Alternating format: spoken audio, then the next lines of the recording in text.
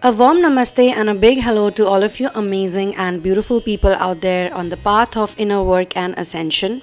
In this video, we are going to be talking about ancestors and how do we worship ancestors here as Sanatani Hindu in India. Well, ancestors should be actually worshipped all over the world because everybody has ancestors.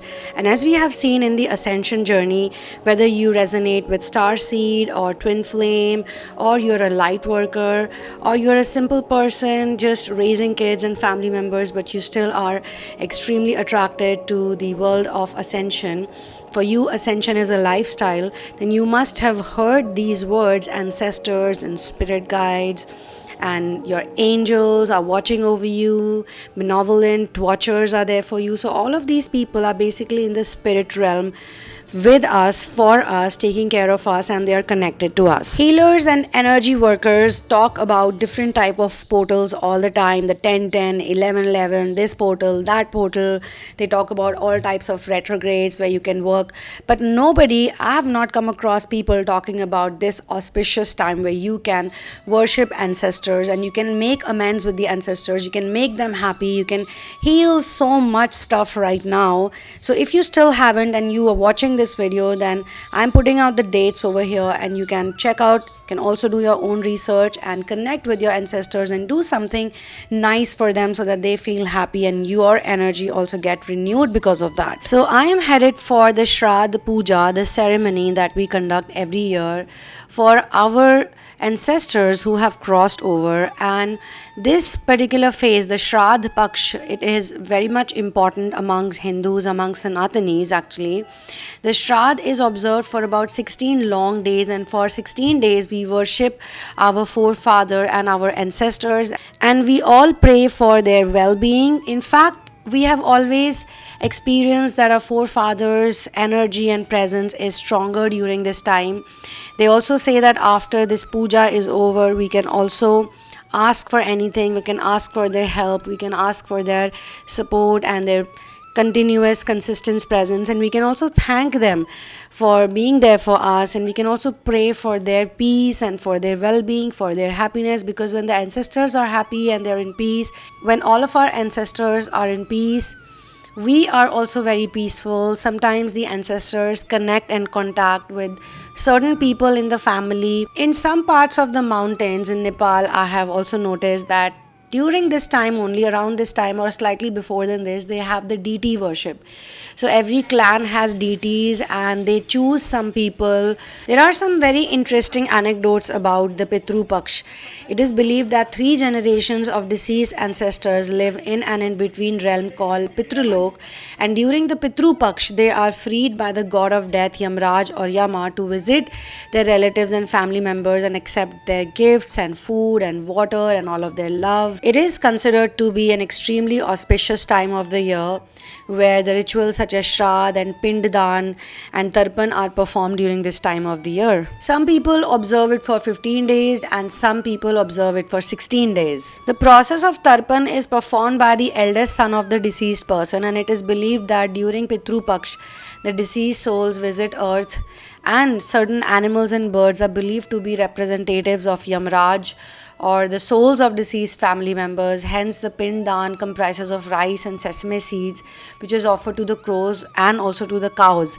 During this time, people can feed the poor and needy, and animals are also fed at this time. It's auspicious time of the year. I am already in a mission to help animals and voiceless beings, so I'm sure that my ancestors are also a part of this, my spirit guides and my masters. I personally feel that they are actually doing it and I'm just a medium. Without their love and affection and support and grace, none of this is actually possible.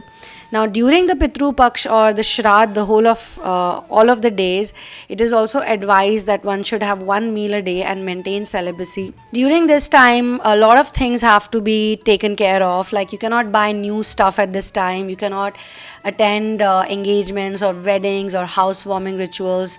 All of this should be avoided during this time of the year, and non-veg food should be totally avoided. Tobacco should be avoided. Liquor should also be avoided. Many other things like cutting of hair and shaving the beard should be avoided, and new property, new luxury items should not be bought during this time. The aim of ancestral healing is to create a sense of connection and continuity between the past, present, and future.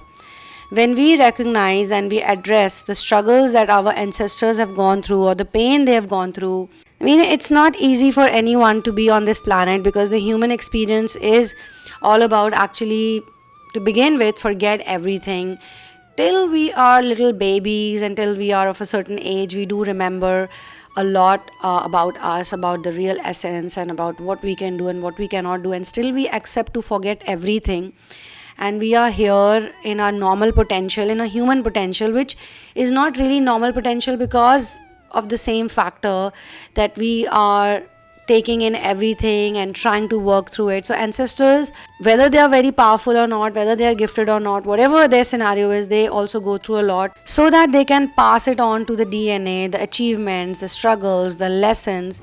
After driving for a long time, we finally found the cows. Every single person should actually think like this, that what are they going to pass on to the next generation, to the coming generation. So people who are in the ascension journey, they're actually here to heal their ancestry. They are here to heal the generational curses. They are here to connect with the spiritual realm so that they can have a deeper understanding of their own identity and they can find the purpose of their life, because the life on planet Earth is not easy and many people do not really know why they are here.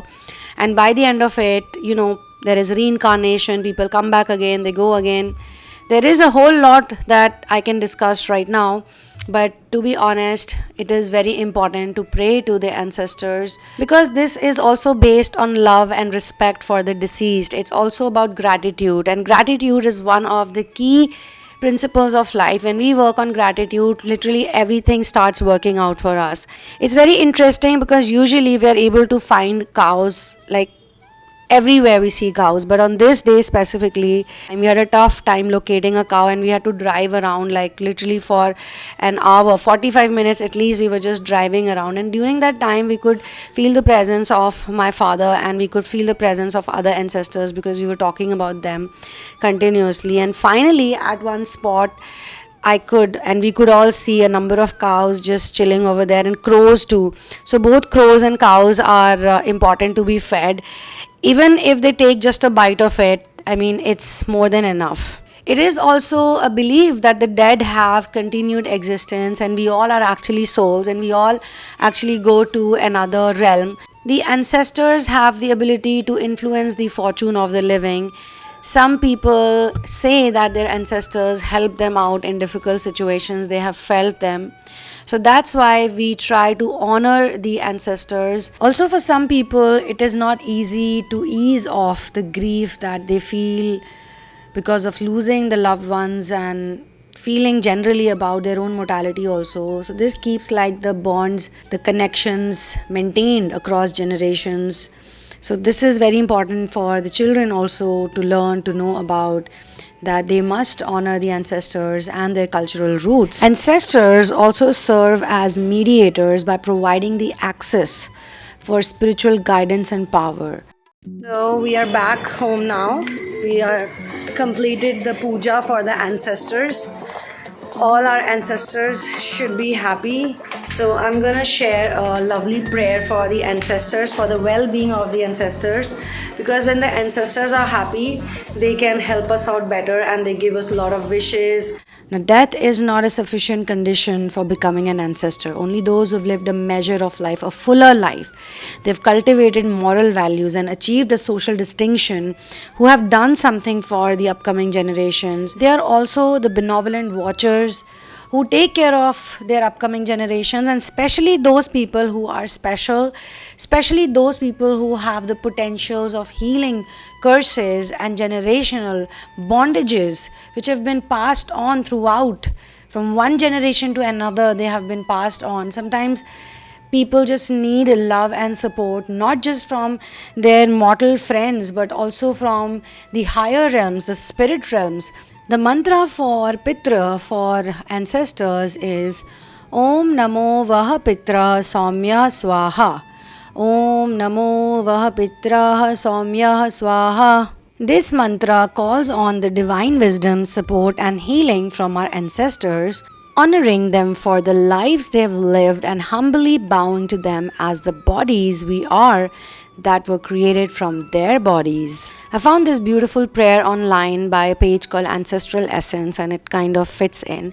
So here you ask your your powerful ancestors to help you out by saying that I ask my strong and powerful ancestors, and you can repeat after me these words, which I have in my blood, my spirit, and my soul, to protect me against any foes and anyone who wishes to harm me.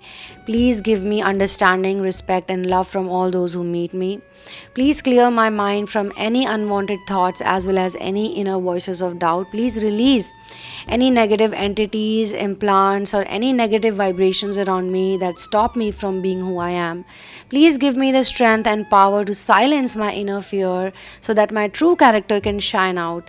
We are one, we are many, we are strong, we are love, and we are like the wind that can create good. We are also like the storm that can destroy, which is bad. We are together, we are family, we fear nothing, and I thank you in advance for all the love you give to me. My dear ancestors, thank you so much in advance, and for all of the things that you are doing for me and you will do for me. Help me, ancestors, to stand up without any fear of pain and with the wisdom to be able to control myself and with the power to defeat anything against me. Love you, love you, love you so much. Thank you, thank you, thank you, thank you, thank you, thank you, thank you, thank you, thank you, thank you, thank you, thank you, thank you, thank you, thank you. Thank you so much. And this is where I'm also going to close this vlog. This is also where I'm going to close this vlog. I also want to thank Lord Sri Ram and Sita. And here's telling you, for the Ascension community especially, chanting the solar plexus sound really does wonders. For those who want to work one-on-one with me, there are a number of therapies that are mentioned in the description box. You can also get a personal session with me, a personal energetic intuitive tarot reading. And for that, the only disclaimer is kindly do not share anything in advance with me. If you are from India, then you have to email to me at thesunamoon@gmail.com to get my PAYTM and GPAY details. Otherwise, the PayPal link works just fine. In both cases, kindly do notify me that you have booked the session, because sometimes we can miss the notifications from PayPal. I will see you in the next video. One love, peace out, and Jai Shri Ram.